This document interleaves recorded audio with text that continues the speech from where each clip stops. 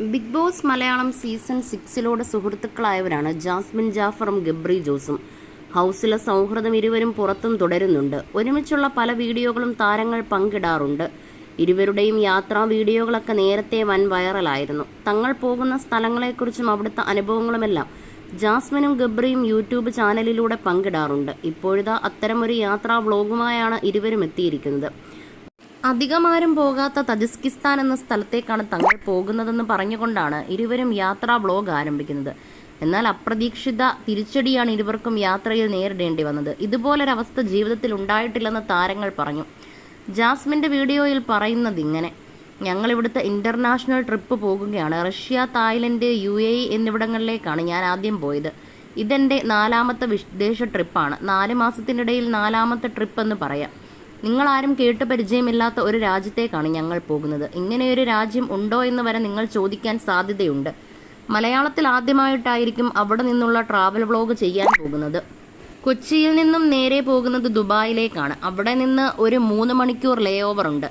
ഗബ്രിയുടെ വീട്ടിലാണ് സാധനങ്ങളൊക്കെ പാക്ക് ചെയ്ത് കൊണ്ടുവച്ചത്. 1 മണിക്കൂർ കൊണ്ട് എങ്ങനെയൊക്കെ പാക്ക് ചെയ്ത് 8 മണിയായപ്പോഴാണ് വീട്ടിൽ നിന്ന് ഇറങ്ങിയത്. രാത്രി 11:15 കയറി UAE 3:15 എത്തും. രാവിലെ 8 മണിയോടെയാണ് ദുബായിൽ നിന്നുള്ള കണക്ഷൻ ഫ്ലൈറ്റ് വരുന്നത്. അവിടെ ഇരുന്ന് വീഡിയോ എടുക്കാൻ നേരത്തെ 2 പെൺകുട്ടികൾ ഞങ്ങളുടെ അടുത്ത് വന്നു. എൻ്റെ വീഡിയോ കാണുന്നവരാണ്. അടുത്ത ട്രിപ്പാണോ എന്ന് ചോദിച്ചു. ജാസ്മിൻ: ഞങ്ങളൊക്കെ ജീവിക്കാൻ ആഗ്രഹിക്കുന്ന ജീവിതമാണ് ജാസ്മിൻ ജീവിക്കുന്നതെന്ന് പറഞ്ഞു. എവിടേക്കാണ് പോകുന്നതൊക്കെ ചോദിച്ചു. എനിക്ക് ഭയങ്കര അഭിമാനം തോന്നിയെന്നും ജാസ്മിൻ പറഞ്ഞു. ദുബായിൽ ഇറങ്ങിയാൽ എൻ്റെ കസിനെയും സുഹൃത്തുക്കളെയും ഒക്കെ കാണാനാകുമെന്നാണ് പ്രതീക്ഷിക്കുന്നത്. തുടർന്ന് ദുബായിലെത്തിയതും അവരെയൊക്കെ കാണുന്നതുമൊക്കെ ജാസ്മിൻ പങ്കുവച്ചിട്ടുണ്ട്. ഇതിനിടയിൽ തനിക്ക് പീരിയഡ്സ് ആണെന്നും നടുവും വയറും ഒക്കെ വേദനിക്കുന്നുണ്ടെന്നും ജാസ്മിൻ പറയുന്നു. യാത്രക്കിടയിൽ അമളി പറ്റിയതിനെക്കുറിച്ചും ജാസ്മിൻ വിശദീകരിക്കുന്നുണ്ട്.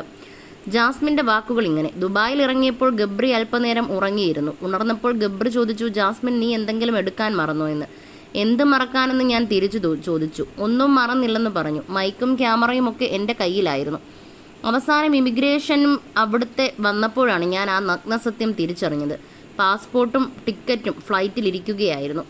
ഗബ്രി ഒരു സൈഡിൽ നിന്ന് തുടങ്ങി. അവസാനം ചോദിച്ച് പാസ്പോർട്ടും ടിക്കറ്റും കിട്ടി. കസിൻസിനെയൊക്കെ 2 മണിക്കൂർ പോസ്റ്റാക്കി. ഇതിനിടയിൽ എനിക്ക് പീരിയഡ്സ് ആയി. എല്ലാം കൊണ്ടും സന്തോഷമായി.